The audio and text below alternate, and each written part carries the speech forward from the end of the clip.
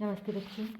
आज हम कवि देव के महत्वपूर्ण स्थलों की व्याख्या करेंगे।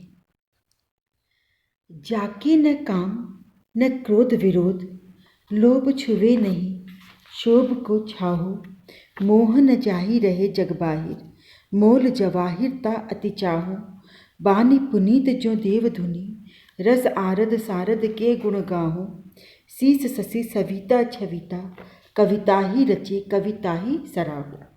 प्रस्तुत पद में कविदेव ने सच्ची कवि के गुणों का वर्णन किया है। कविदेव कहते हैं, जाके न काम न क्रोध विरोध, जिसके मन में न काम है न क्रोध है न विरोध हो, लोभ छुवे नहीं शोभ को छाओ, जिसे शोभ की छाया भी छू नहीं पाए, जिसे किसी प्रकार का कोई लोभ न हो, मोह न जाहि रहे जग बाहिर, जिसे किसी प्रकार का मोह न हो और जो जगत के बाहर सबसे निराला और प्रसिद्ध हो, मोल जवाहिर ता अति चाहो, उसका मोल जवाहरात से भी अधिक हो तो भी मैं उसे चाहूँगा। वाणी पुनीत जो देवधुनि, जिसकी वाणी गंगा की तरह पवित्र हो, रस आरद सारद के गुण गाहो, जो रस में डूबा हुआ हो, और सारद देवी शारदा अर्थात सरस्वती के गुणों का गुणगान करता हो, शील शशि सविता छविता, जो शील रूपी चंद्रमा और शोभा के सूर्य के समान कविता ही रचे, काव्य की रचना करे, कविता ही सराहो, मैं अर्थात कविदेव कविता ही सराहो, उसी कवि की प्रशंसा करता हूँ। यहाँ पर उपमा और रूपक अलंकार के माध्यम से कवि के गुणों का वर्णन किया गया है।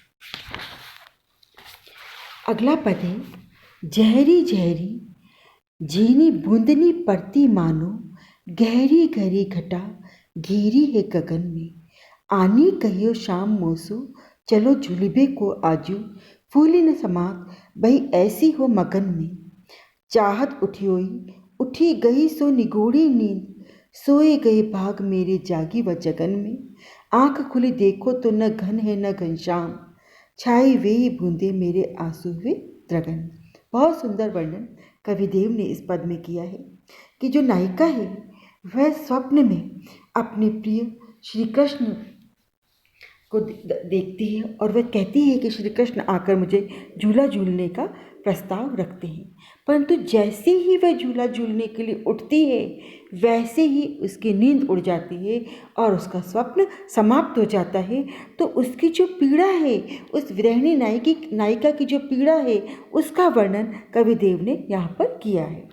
नायिका कहती है, मुझे ऐसा स्वप्न आया मानो हल्की हल्की वर्षा की बूंदें जहरा कर बरस रही हो, जहरी जहरी झीनी बूंदनी पड़ती मानो, कि ऐसा लगा मानो झीनी बूंदें छोटी छोटी बूंदें जहरा कर नीचे गिर रही हों, गहरी गहरी घटा घेरी है गगन में, और आकाश में घुमड़ घुमड़ कर घटाएं गिर रही है, आनी कहियो शाम मोसो, ऐसी मनोरम वातावरण ने शाम ने श्री कृष्ण ने आकर मुझसे कहा, चलो झूलिबे को आजू, कि चलो आज मेरे साथ इस वर्षा ऋतु में झूला झूलने के लिए चलो।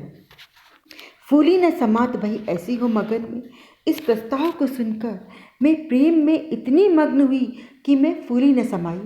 फूली न समाना मुहावरे का प्रयोग किया गया है कि उसकी जो प्रसन्नता थी वह उसे संभाले नहीं संभल रही थी। चाहत उठियोई उठी गई सो निगोड़ी नींद, वह जैसे ही मैंने उठना चाहा उसी टाइम ही उसी समय ही मेरी जो निगोड़ी नींद थी वह टूट गई। सोए गए भाग मेरे जागी व जगन। नायिका कहती है कि जैसे ही मैं नींद से जागी वैसे ही मेरे जो जागृत हुए वे भाग्य थे वह पुनः सो गए। देखिए, विरोधाभास अलंकार है कि जागने से भाग्य सो गया, हमें विरोध का आभास लगता है, लेकिन उसके जागने से, उसकी नींद के टूटने से उसका जो स्वप्न टूटा, तो जो स्वप्न में उसको अपना सौभाग्य प्रतीत हो रहा था कि मैं श्री कृष्ण के साथ झूला झूलने के लिए जा रही हूँ, तो जैसे ही उसकी नींद टूटी उसका वह सौभाग्य भी समाप्त हो गया। इसलिए नायिका कहती है कि मेरे जागते ही जो मेरे जागे हुए भाग्य थे वह पुनः सो गए। आँखें खोली देखो तो न घन है न घनश्याम। नायिका कहती है कि जैसे ही मैंने आँख खोलकर देखा तो ना तो वहाँ बादल थे और न ही घनश्याम अर्थात श्री कृष्ण ही थे। बहुत सुंदर वर्णन सभंग पद यमक का किया गया है घन और घनश्याम में। घन का अर्थ बादल और घनश्याम का अर्थ श्री कृष्ण। छाई वे बूंदे मेरे आंसू हुए दृग्न में। कवि नायिका कहती है कि शायद वही स्वप्न में आई वर्षा की जो बूंदें थी वही कृष्ण की स्मृति में मेरे आंखों में से आंसू बनकर छा गई। देखिए, एक विरहिणी नायिका के पीड़ा का बहुत ही सुंदर और मनोरम चित्रण यहाँ पर हुआ है। सूरदास का इस पद से हम इसकी तुलना कर सकते हैं।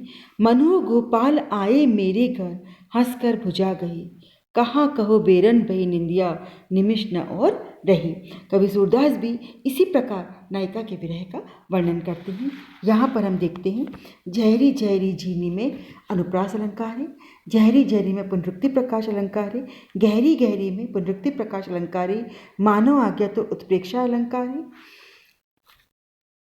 विरोधाभास अलंकार है, सोए गए मेरे जागी व जगन में, घन और घनश्याम में सभंग पद यमक अलंकार है। अगला पद है रावरो रूप रहियो भरी नेननी, बेननी के रस्यु जुति सानो, गात में देखत गात तुम्हारे ही, बात तुम्हारी ही बात बखानो, उधो हहा हरि सो कहियो, तुम हो न इहा या हो नहीं मानो, या तंते विद्रोही तो कहा, मनते अंते जू बसो तब जानो। भगवान श्री कृष्ण गोपियों को विरह अग्नि में जलता हुआ छोड़कर मथुरा चले गए थे। वे वापस नहीं लौटे। गोपियाँ विरह की अग्नि में तपकर और अधिक निखर कर आ गई। जब उद्धव मथुरा से आए और उन्होंने गोपियों को ज्ञान योग का उपदेश देना चाहा तो गोपियों ने श्री कृष्ण में अपनी अनन्य निष्ठा बताते हुए उद्धव को अपने वाक्चातुर्य के माध्यम से जो कुछ कहा उसका वर्णन इस पद में किया गया है। कविदेव गोपियों के शब्दों में कहते हैं, हे उद्धव, आप भगवान श्री कृष्ण से जाकर ये कह दीजिए कि आपका रूप रावरो रूप रयो भरे नेननी, कि आपका रूप हमारी आंखों में पूर्णतया समाया हुआ है।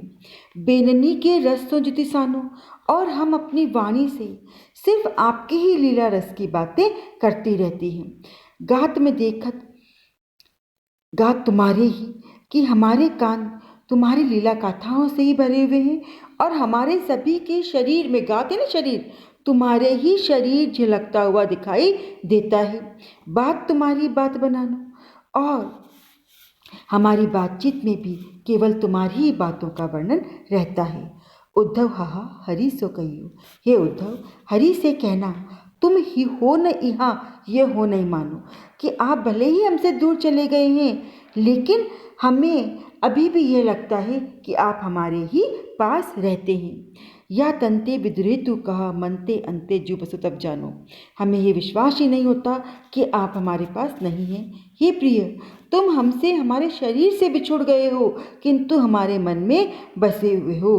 तो हमारे मन से बिछुड़कर अगर तुम कहीं और चले जाओगे तो हम जानेंगे कि हम आपसे बिछुड़ गए हैं। अर्थात अभी गोपियाँ क्या कहना चाहती है उद्धव से कि हम तो, हमारा मन जो है वह श्री कृष्ण के प्रेम में इस तरह रमा हुआ है कि उसमें किसी और के, किसी ज्ञान के उपदेश की अब जगह ही नहीं रह गई है। क्योंकि श्री कृष्ण भले ही शारीरिक रूप से हमें छोड़कर चले गए हों लेकिन मन से तो वह अभी भी हमारे अंदर रमे हुए हैं, और जब श्री कृष्ण रमे हुए हैं तो हम ज्ञान के उपदेश को ग्रहण कर ही नहीं सकते क्योंकि हमारा मन रीता ही नहीं है। तो अपने वाक्चातुर्य के माध्यम से जो गोपियाँ हैं वह उद्धव को ये बताना चाहती हैं कि हम किसी भी प्रकार से आपके ज्ञान योग के उपदेश को ग्रहण नहीं कर सकते हैं क्योंकि हमारे मन में श्री कृष्ण बसे हुए हैं। तो यहाँ पर प्रेम का मंडन और ज्ञान का खंडन किया गया है। अनुप्रास अलंकार है।